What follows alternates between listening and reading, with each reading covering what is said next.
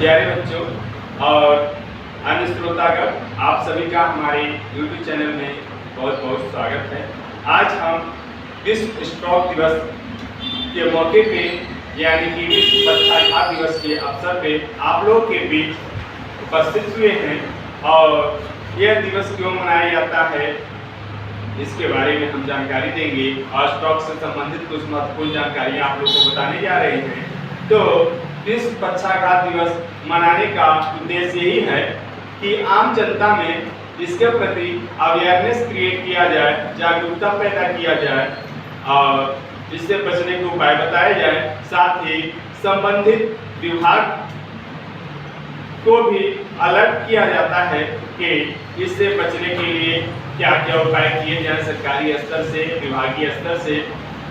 और ये इसलिए यह दिवस मनाया जाता है प्रत्येक वर्ष 29 अक्टूबर के दिन। देखिए, हम जानते हैं कि पक्षाघात ये स्ट्रोक होता क्या चीज है, किसे कहते हैं।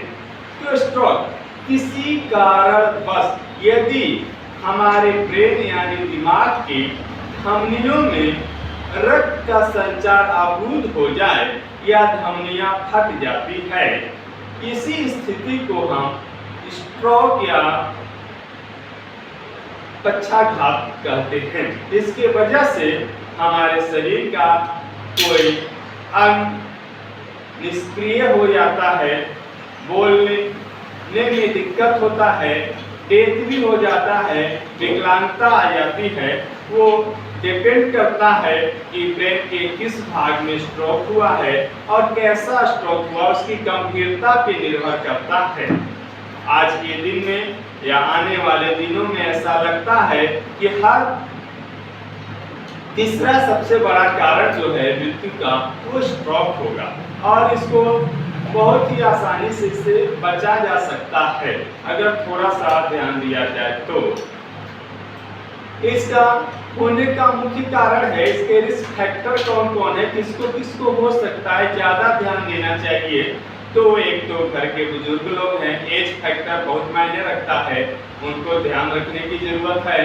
और दूसरा जो इनएक्टिव फॉर्म में रहते हैं। तीसरा जिनको डायबिटिक है, शुगर के मरीज हैं और अनकंट्रोल डायबिटिक हैं। चौथा जो ब्लड प्रेशर के मरीज हैं। पांचवा जिनकी कोलेस्ट्रॉल लेवल ज़्यादा है।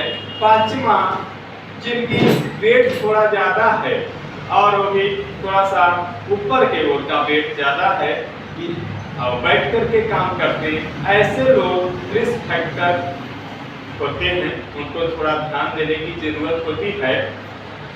साथ ही साथ यहाँ पे खान पान का भी बहुत असर पड़ता है स्ट्रोक का, ठीक है ना।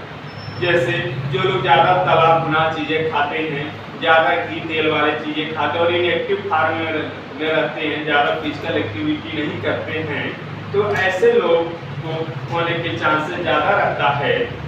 एक फार्मूला है इससे बचने का, वो है बी फास्ट। क्या बी फास्ट? बी फास्ट का मतलब क्या होता है? बी का मतलब होता है बैलेंसिंग। क्या हमारी बैलेंसिंग गड़बड़ा जाती है इस स्ट्रोक में। डी का मतलब आई साइट, आई साइट भी जा सकता है, हमारी दृष्टि जा सकती है। चौथा है फेस, फेस टेढ़ा हो जाता है, इधर उधर हो सकता है, बोलने में दिक्कतें आ जाती है। ए आर, आर में काम नहीं कर सकता है, हो सकता है। चौथा है स्पीच, स्पीच गड़बड़ा सकती है, बोली लड़खड़ा जाती है। और चौथा होता है टी, टी फॉर टाइम, मतलब टाइमली अगर आप डॉक्टर के पास पहुंच जाते हैं तो इसका पूरा ट्रीटमेंट संभव है, आपको बचाया जा सकता है। पहले शुरू के 4.5 घंटे बहुत इंपॉर्टेंट माना जाता है, तो प्रयास रहना चाहिए। अगर किसी को बोलने में थोड़ा सा दिक्कत आ रहा है अगर घर में, तो उसको हल्के में ना ले, एज सुन एज पॉसिबल एक अच्छे डॉक्टर के पास, अगर न्यूरो सर्जन है, न्यूरोलॉजिस्ट है, पहुंचते तो और अच्छा रहेगा। मतलब ये 4.5 घंटे के अंदर अंदर पहुंचते हैं तो बेहतर इलाज किया जा सकता है, आपके ब्रेन को सही किया जा सकता है ना। अब ये नहीं कि अरे 4.5 घंटा के तो समय आप जितना जल्दी हो सके एज सुन एज पॉसिबल। कोई आज अच्छे से काम नहीं कर रहेगा, हाथ से वजन नहीं उठा पा रहे हैं, पैर चलने में हल्का फुल्का लड़खड़ा रहा है, चेहरा थोड़ा बहुत टेढ़ा हो रहा है, बोलने में थोड़ा सा बोली लड़खड़ा रही है, तो मे भी हो सकता है कि स्लाइटली स्ट्रोक हो, उसको एज सुन एज पॉसिबल जाएं आप डॉक्टर के पास ना, अच्छे डॉक्टर के पास, और उसकी इलाज कराएं, ट्रीटमेंट कराएं, आपको बचाया जा सकता है ना। और खाने पीने में जितना ज़्यादा खाना खाएं, टाइमली खाएं ना, उतना अच्छा रहेगा। बी कॉम्प्लेक्स हरे पत्तेदार सब्जियां खाएं, फल फ्रूट्स खाएं, सीजनल फ्रूट्स खाएं, तो इस तरह के स्ट्रोक से आप बचे रह सकते हैं। और सोने जागने का समय निर्धारित करें, टेंशन मुक्त जीवन शैली अपनाएं ना। जो लोग टेंशन में ज़्यादा रहते हैं उनमें स्ट्रोक होने की चांसेस ज़्यादा रहती है, कुछ हार्मोनल बैलेंस गड़बड़ा जाता है, ठीक है। तो इन्हीं शब्दों के साथ आज हम अपनी बारी को विराम देना चाहेंगे। और किसी भी प्रकार का और कोई सवाल हो स्ट्रोक से संबंधित तो मुझे कमेंट करके जरूर बताइएगा, हम उस सवाल का जवाब जरूर देंगे आपको। धन्यवाद।